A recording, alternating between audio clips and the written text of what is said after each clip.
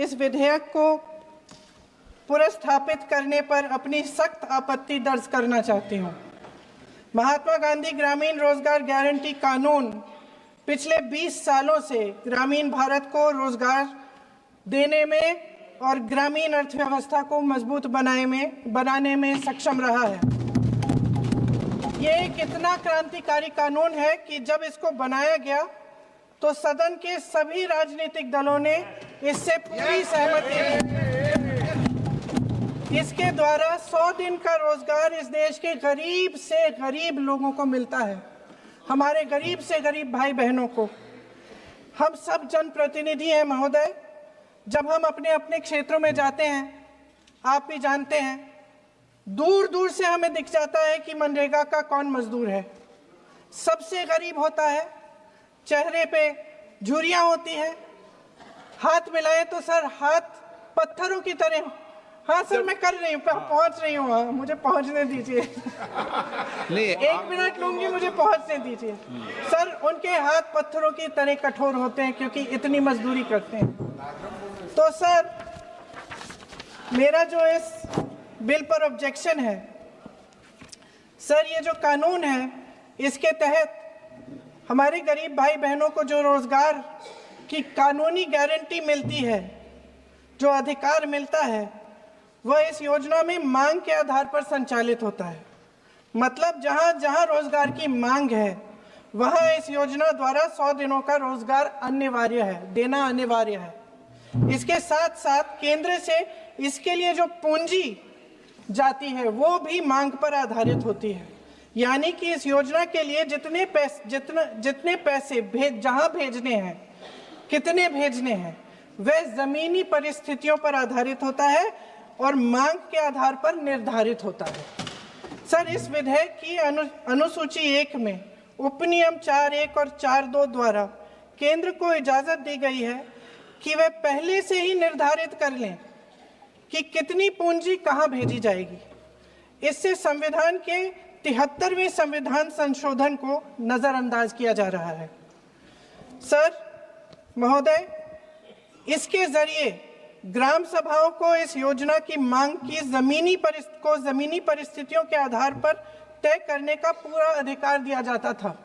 आज वो अधिकार कमजोर किया जा रहा है।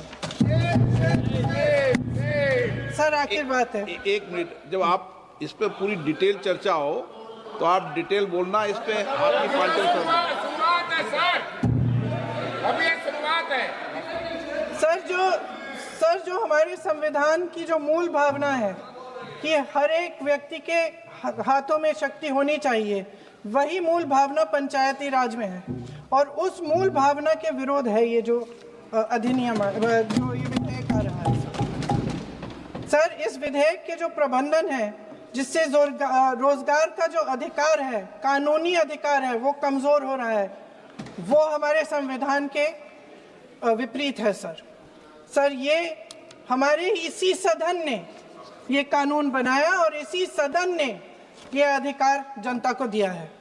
ओके। सर एक और है सर, महात्मा गांधी मनरेगा में 90% अनुदान केंद्र से आता था।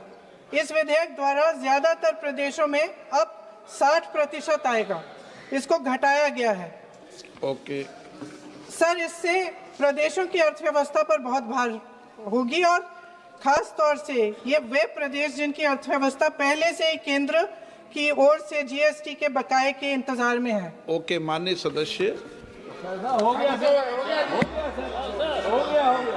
सर इस विधेयक द्वारा केंद्र का नियंत्रण बढ़ाया जा रहा है और जिम्मेदारी घटाई जा रही है। सर जो 100 दिन का अधिकार आपने 125 करने की बात की है, लेकिन इसमें वेतन की बढ़ोतरी, आपकी जो मजदूरी की बढ़ोतरी है, इसकी कोई बात नहीं है। माननीय सदस्यों, सर ये सही बात है कि अभी तक जो बकाया है वो ही पूरा नहीं हुआ है। माननीय सदस्य गणों, मैं आपसे सर आखिरी बात ये है सर कि हर योजना का नाम बदलने की जो सनक है ये समझ में नहीं आती है।